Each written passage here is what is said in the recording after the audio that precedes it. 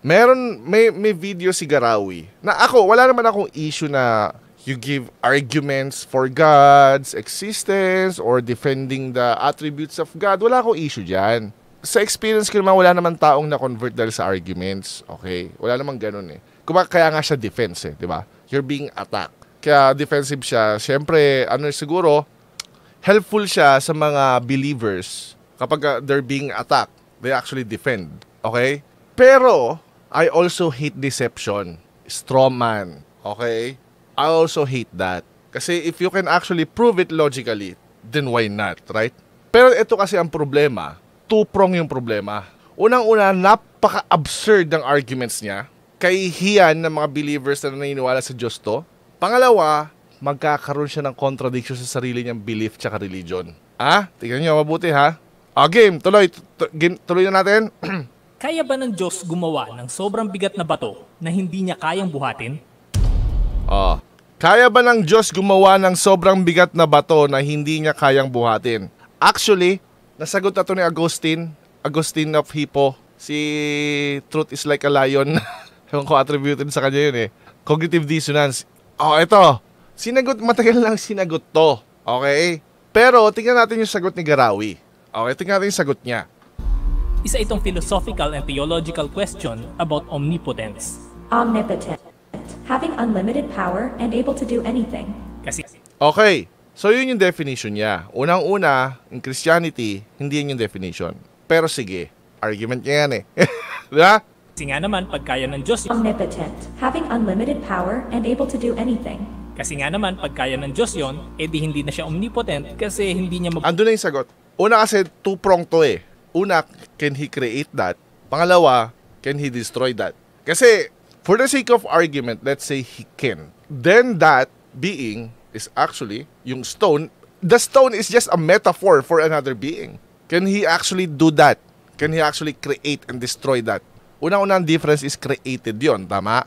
Unang-una, ang sagot ni Augustine dyan is the limitation of his power is himself. If he can create that, then there's a contradiction. He's no longer the omnipotent. Nakikis niyo yung point? That's a contradiction. God created the literal sun. What makes Garawi think hindi niya kayang buhati ng... di ko nga malaman ito kay Garawi. Bakit niya ginawan literal yung stone? It's a metaphor. Tingnan natin.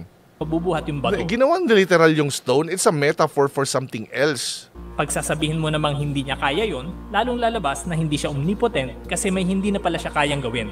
Kumbaga checkmate question ito na ginagamit kadalasan ng mga hindi naniniwala sa Diyos. On Garawi's defense, tanong lang daw yan ng mga viewers, parang ganun yung sagot niya. Wala naman akong issue kung tanong yan. Ang issue ko yung sagot niya eh.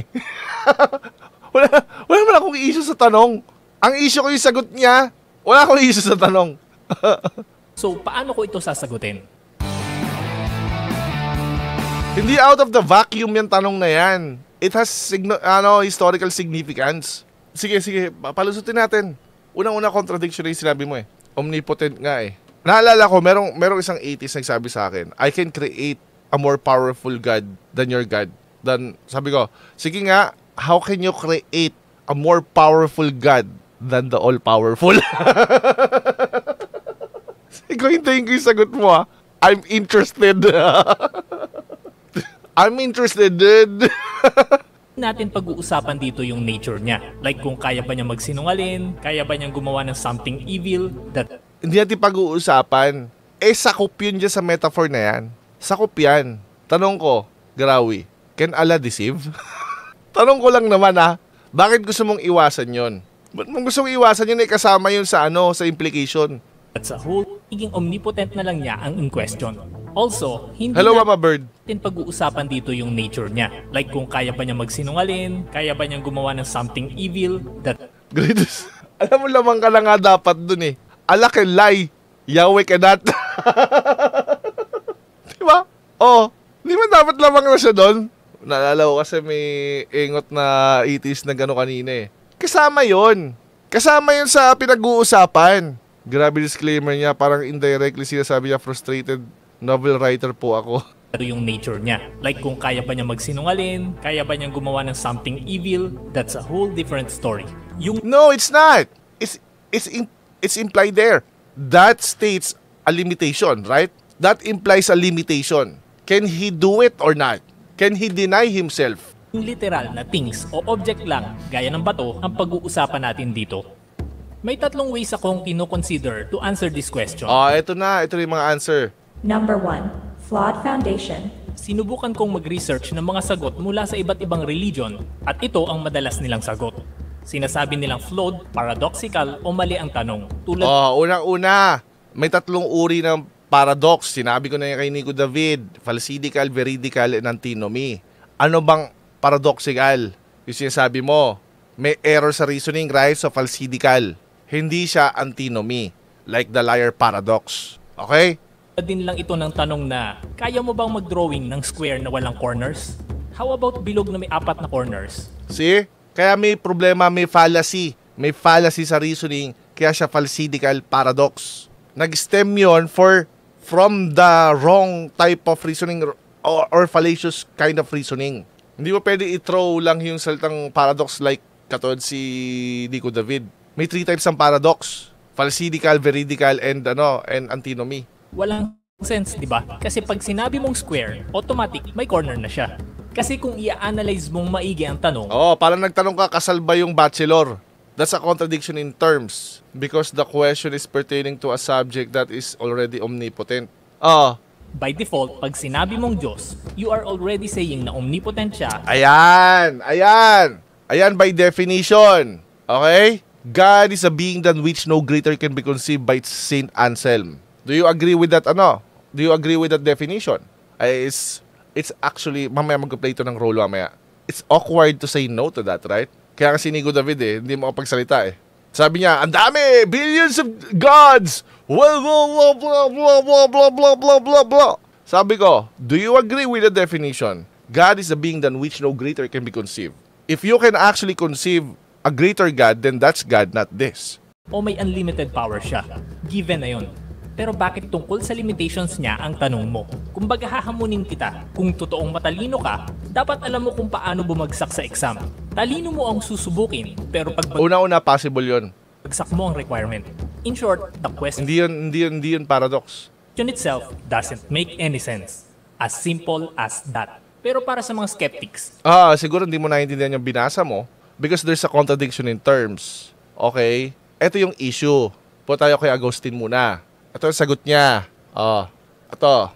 Agustin of Hippo in the City of God writes, God is called omnipotent on account of his doing what he wills, and thus proposes the definition that Y is omnipotent. That means if Y wishes to do X, then Y can thus do X. The notion of omnipotence can be applied to an entity in different ways. The omnipotent being cannot create a stone it cannot lift. The omnipotent being cannot create such a stone because its power is equal to itself. Thus, removing the omnipotence, there can only be one omnipotent being, but it nevertheless retains its omnipotence. Sinagot na ni Agustin yan. Bakit? God by definition is omnipotent nga Tama? If he can create one, it's equal to its power, its own power. Then that's a contradiction of omnipotence. He's no longer omnipotent because there's another one. That's a contradiction in terms. Hindi pwede sabihin mo na simple as that. Ba namang klaseng explanation yan? Anyway, hindi naman dyan yung trip ko hindi convincing enough ang sagot na ito. Anong hindi convincing enough? For those people who are logical and philosophical, they will get it in the semantic level and at the same time analytical level. Kohan, hindi naman flawed ang tanong So, medyo i-level up natin ang sagot. Number 2. Tamo, level up pa daw to Tingnan nyo guys. Level up pa daw to. Yun na yung tamang sagot yung una mo. Level up pa daw to. Hindi mo lang siguro in-explain, hindi mo naintindihan siguro. Level up pa yan? Analytical na yun. Analytic philosophy na yun. Semantic. Sige nga, paano na naging level up to? 2. Simple logic. Kaya ba ng Diyos gumawa ng sobrang bigat na bato na hindi niya kayang buhatin? Paano kung sabihin ko sa iyong, yes, kaya niyang gumawa ng bato na sobrang bigat na hindi niya kayang buhatin, pero kaya niyang buhatin? Kaya pero hindi Ito na yung level up. Yes. kaya. Niloloko mo na naman kami, Garawi. Ganito kasi yan. Isample ko na lang sarili ko Sa katawan kong ito, obviously, hindi ko kayang Tamo Wow, labo. Tamo Tingnan mo, ano to ha? Level up. Isample ko na lang sarili ko Sa katawan kong ito, obviously, Tingnan mo yung gagawin niya dito. Upgrade ba daw to ha? hindi ko kayang bumuhat ng 1,000 pounds na barbell. Pero we have to consider na ang timbang ng isang object ay nakasalalay sa mass and gravity. So technically speaking, anyone can lift anything kung tatanggalin mo ang gravity sa usapan. So he cannot. Ganun ba? Again, ano ba yung God mo? Ano ba yung God mong tinutukoy dito, Garawi? Nag-occupy ng space-time? Matter? It seems to me na ang gusto mong sabihin God dito is yung being na within the creation. Well, magtitiwala ka pa ba sa kanya, Sir Kayo? Ano ba religion ni Garawi? Islam. Naguguluhan ako. Being na limited sa creation niya. Yun yung pinopropose niyang God dito, correct? Level up pa daw to ha. Level up pa daw. Paano? Dinemote mo yung Diyos. Naging physical. Wala ka na ngayong creation, creator-creation distinction. Speaking, anyone can lift anything kung tatanggalin mo ang gravity sa usapan. So tama ako kung sasabihin kong hindi ko kayang buhatin yan sa mundong ito, pero kaya kong buhatin yan kung nasa outer space ako. Anong gusto mo sabihin? Hindi kayang buhatin ng Diyos kapag nandito sa earth, pero pag nasa heaven, kaya. O sige, explain mo yung kaya niya at hindi niya kaya. So kung ako nga Lupit. Kala mo talaga may nasabi siyang ang galing-galing no? Level up pa daw yan O sige. ilang tao, kaya kong gawan ng paraan yan, ang Diyos pa kaya na omnipotent. Tapos halimbawa lang, let's say, Kaya gawa ng paraan. Yung Diyos pa kaya. So ibig mo sabihin, yung Diyos na tinutukoy mo dito, He actually learns. He evolves. What the hell is wrong with you, dude? So that's not God. Because the God I know is omniscient. Teka lang kasi. Naguguluhan na ako sa'yo. Sino pang ganda tinutukoy mo dito? To use himself as an example is very wrong. Na cause hindi naman siya omnipotent. Pero kaya naman niya gawa ng paraan So ang concept of omniscience of God is abolished. Nako, heresy yan, Garawi. Well, at least alam na natin, di ba? His God learns. Ganun ba? Tama ba? Nag-e-evolve, gagi. Tama na nga yung una Dapat doon ka lang nag-expound. In-explain mo lang sana kung bakit ganun yung reasoning. Siguro hindi mo rin naiintindihan. Kaya yun ang ginawa mo, level up pa to Talaga lang Si Godzilla, tutukoy niya. Hindi dito yung mic drop moment. Meron mamaya. say I took this challenge, kung saan pinatunayan ko sa inyo na kaya kong gumawa ng sobrang bigat na barbell na hindi ko kayang buhatin pero kaya kong buhatin. Does that mean ba na powerful na ako? Hindi Okay. Kung nga sabi mo, does that mean powerful na ako? rin, di ba? Kahit Ibig sabihin, ang ina-atake mo dito in the definition of powerful, right? Semantic attack yung gusto mong gawin, di ba? Yun din yung ginawa nung una Yun nga mismo yung foundation nila. Tapos ngayon, yung level up mo, nalaglag ka rin doon. Paano naging level up yun? Yun din yung point nun tamo panamit ko ang lahat tapos halimbawa lang. Di kinontradict mo din omnipotence instead of proving it. Let's say I took this challenge, kung saan pinatunayan ko sa inyo na kaya kong gumawa ng sobrang bigat na barbell na hindi ko kayang buhatin pero kaya kong buhatin. Does that mean ba na powerful na ako? Hindi rin, di ba? Kahit panamit ko ang lahat ng conditions sa challenge na ito, wala pa rin kwenta. Kaya nga! Yun yung point nung una. Ano ba yan? So hindi mo naiintindihan yung una din. Yung research mo. So hindi mo naiintindihan yung mga philosophical arguments na nandun sa unang-unang pinresent mo. Kasi ganun mo lang sinabi Wala ka naman na explanation. Yan din yung sinasabi mo ngayon Kahit anong gawin mo, kahit na-meet mo lahat yan, hindi ka pa rin powerful. Gets na gets niya? Or then it means you are arguing the same way yung nag-argue yun na it's absurd. It's a contradiction in terms. It's nonsense. Meaning it doesn't actually question the omnipotence of God. Because you are trying to attack now the definition. Yun din yung point ng una Tapos sabi mo level up. Anong level up? Semantics problema mo, not ontology. Sabi ko nga sa kanya, hindi mo naiintindihan ang difference ng epistemological grounding and ontological. Okay? Kapag epistemological, foundation yung ginagawa mo is because a being is omnipotent, omnipresent, o lahat ng omnis, lahat yon that makes him God. Ontologically speaking, it works in reverse. Because he is God, then he's all-knowing, parang sa athletes, di ba? Epistemologically speaking, because of his training, diet, whatever, that makes him the fastest runner. Kasi nanalo nga siya, di ba? Epistemologically speaking. Ontologically speaking, is because of the genes. Because he's like this, that's why he won the competition. Iba yung epistemological, he won the competition because of this. And by panamit ko ang lahat ng conditions sa challenge na ito, wala pa rin kwenta. And by the way, look at her. Binuhat niya ang unliftable earth gamit lang ang isang kamay. So paano yan? That's just pure deception. That's actually a straw man. That's misrepresentation. Yan, powerful na ba siya? For sure, ang sasabihin lang ng mga skeptics Napaka-pilosopo mo talaga, Garawi. Alam mo, insulto sa salitang pilosopo yan. That's pure deception. That's misrepresentation. That's a straw man. Hindi ka nga nakapunta ng level ng pilosopo eh. Photoshop argument. So iangat pa natin sa next. Iaangat pa, eto na tayo. Iaangat niya. Hindi ibig sabihin mukhang komplikado yung sinasabi mo is inangat mo na. Kapag binuhat, di ba, dapat against the gravity. Hindi katulad nung ginawa sa babae. Exactly. Ganyan gumawa ng paraan, Garawi.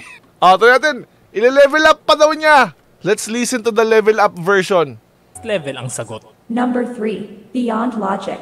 Kaya ba ng Diyos gumawa ng sobrang bigat na bato na There's more pa. Oh, of course. hindi niya kayang buhay? Kapilosopo mo talaga, Garawi. So iangat pa natin sa next level ang sagot. Number 3. Beyond logic. Kaya ba ng Diyos gumawa ng sobrang Beyond logic daw. Beyond logic daw, ha. Sige.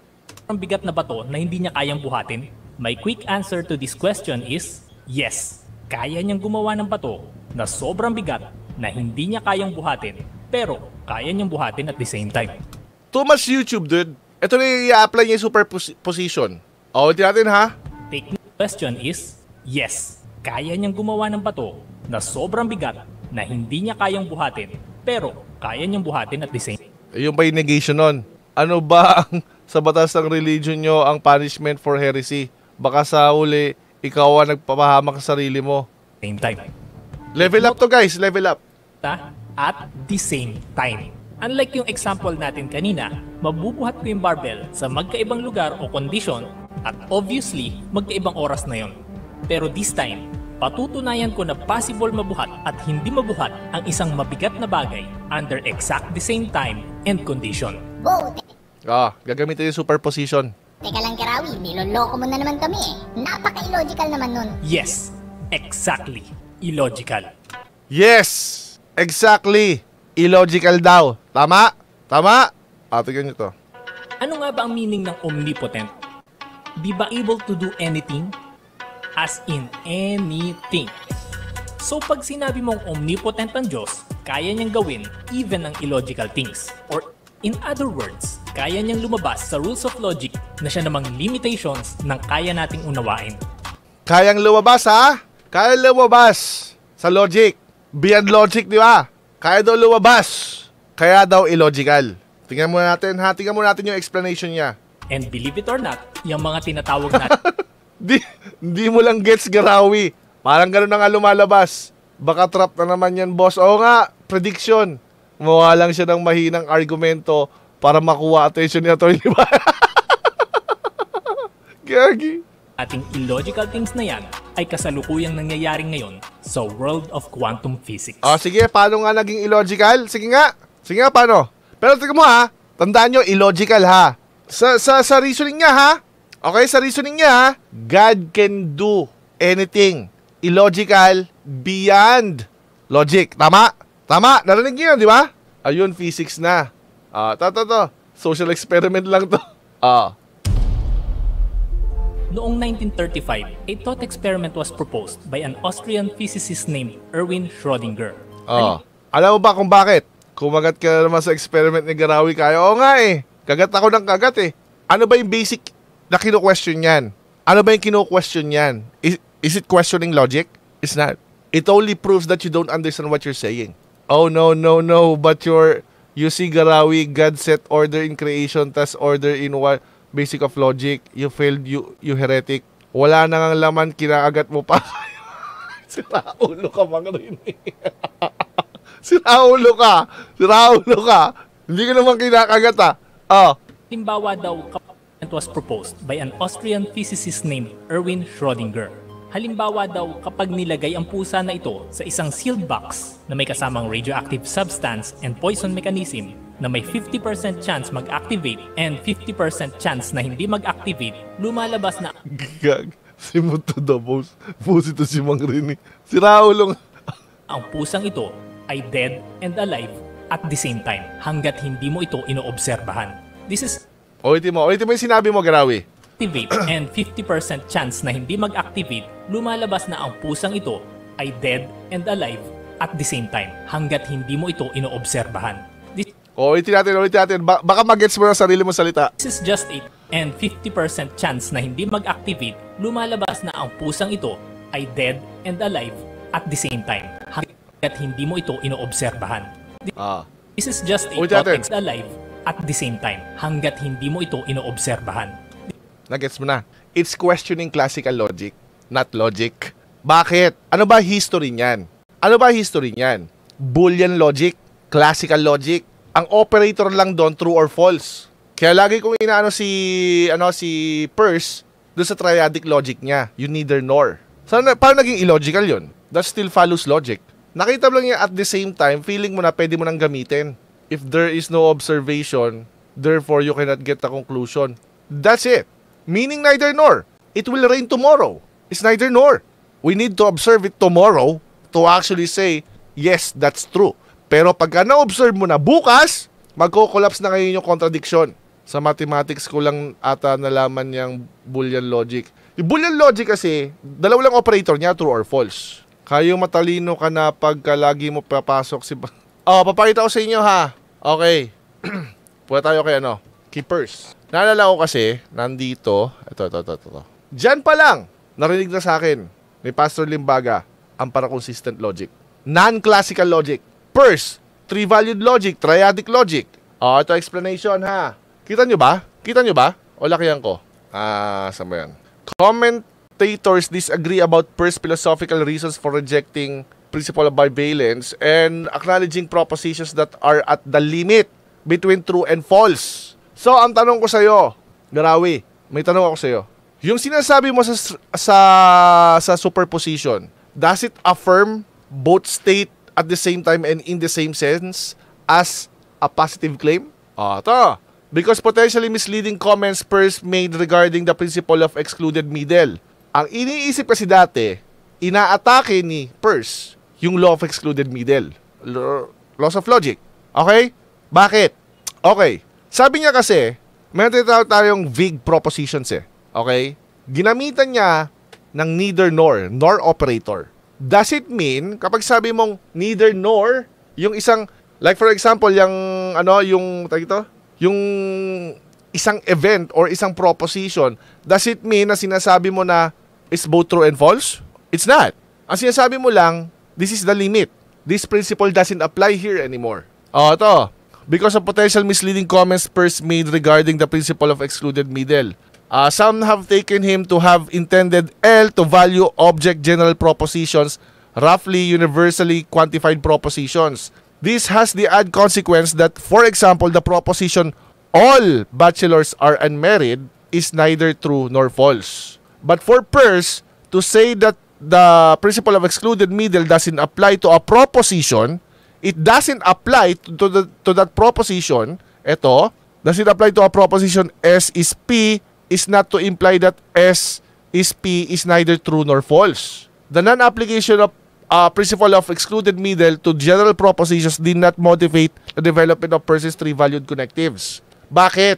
Kasi ang kino-question doon sa experiment na yon is the classical logic doesn't hold outside of mathematics. Again, in the realm of logic, there are four possibilities. True, false, neither true nor false, both true and false. Correct? For you to actually claim na it's illogical only proves your lack of knowledge and your ignorance about what you're saying. Search it para consistent logic.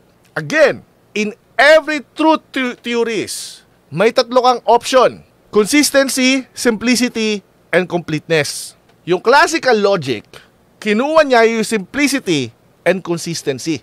Pero hindi niya nakuha yung completeness. Ang hina-argue ng superposition is the completeness. Para sabihin sa yung illogical yan, you don't know what you're talking about. Your ignorance dito sa topic na to is amazing. For you to claim na something is illogical, yes, illogical. No, that's not illogical. There's literally such thing as quantum logic. Ito na ba yung drop mic? Hindi pa. Wala pa tayo dun. 3-valued logic pa yan. Yung Boolean logic, yung classical logic, it only welcomes 2 truth value, true or false. It's good in math. Ang kinuha niya is simplicity at consistency. Pero outside of mathematics, there are more options. It's not illogical. Others have assumed that first meant L to be taken by what he called vague propositions, presumably because he held that principle of contradiction doesn't apply to such propositions.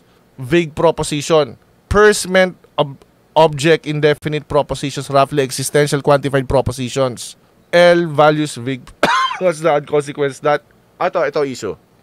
Bakit kailangan i-reject ng physics, lalo sa quantum physics? Bakit kailangan nila i-reject yung classical logic? Meron tayong tinatawag na principle of explosion sa logic, sa classical logic. Kapag meron kang proposition na contradictory, you can actually prove anything from it. Magiging trivial siya. Since you can prove, di ba? P and not P. P or Q, you can actually prove anything you want. Doon sa mga math, alam nila yan. Principle of explosion sa classical logic. Ngayon, meron tayong tinatawag na non-classical logic. Para consistent logic. Ano naman ang kinuha nun? Completeness, pero hindi consistent. Para consistent. It means what? It solves the problem of principle of explosion. It handles it well. Kasi itong issue kasi, sa principle of explosion, sa classical logic, if actually the P and not P are contradictory, you can actually prove, you can derive anything you want there. Okay? And then, yung magiging conclusion mo is actually absurdity. Trivial. So, you cannot argue or you cannot reason from that.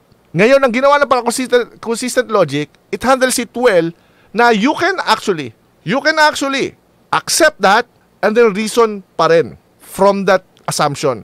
Like the liar paradox. So, ngayon, patunayan mo, Garawi, na yung sinasabi dito sa superposition is illogical. Sabi mo kasi, yes, illogical. It's not. Tuloy natin, Garawi. This is just it and alive at the same time. Ang classical parang binary. Ang classical logic kasi is binary. Two-valued lang yan. Hanggat hindi mo ito inoobserbahan. This is just a thought experiment. And siguro para sa karamihan sa inyo, it doesn't make any sense. Pero that is very normal sa mundo ng quantum physics at napatunayan yan sa pamamagitan ng double slit experiment. Medyo mahaba-habang kwento to pero bear with me. Ito ang tanong ko sa'yo. You believe that, right? You said it's illogical. Sige, kung yan ang semantic domain ng gusto mo sabihin illogical, so siguro ang ibig mo sabihin is pag hindi mo maintindihan, it's illogical. Pero it's not. Kasi may para consistent logic tayo. Google it. Okay? May question ako sa'yo. You accept that. Di ba? You accept that reality sa quantum level. Right? Kung ina-accept mo yan, it means you're also denying the classical logic in the sense of completeness. Okay? Here's my question to you. If you accept that as a phenomena sa quantum physics, why can't you accept that God came down and became flesh? Why? Jesus Christ is both God and man. Truly God, truly man. So ano ba? Cherry pick mo ba? Ngayon ang question ko sa iyo pangalawa. Kaninong Diyos ang kayang i-explain yung phenomena ng quantum physics? Sa Christian God, the triune God, or sa side yung unitary? What best explain it? Diyan naniniwala ka, pero hindi ka naniniwala ng katawan tao ang Diyos. That's double standard. And actually, the triune God is the only explanation for that phenomena. The very nature of the triune God, that's the only explanation that you have. But for some reason, you believe that, but you don't believe the triune God. And God came down and became flesh and dwelt among us. Dalawa kailangan mong malaman ha. Prove mo na illogical yung sinasabi mo sa quantum logic. Pangalawa, if you actually accept that as illogical, what do you call pagbaba ni Christ, nagkatawan tao ang Diyos? Why can't you accept that? And the triune God, sino mas best explain? Yung attributes, yung nature ng God mo o yung nature ng God namin, the triune God, that actually explains that phenomena in quantum level. So yun lang naman guys, yun yung mic drop ko. Kasi he will be forced, if he's actually going to believe that, he will be forced, he will be challenged on the triune God. God bless sa inyo lahat. Bye-bye.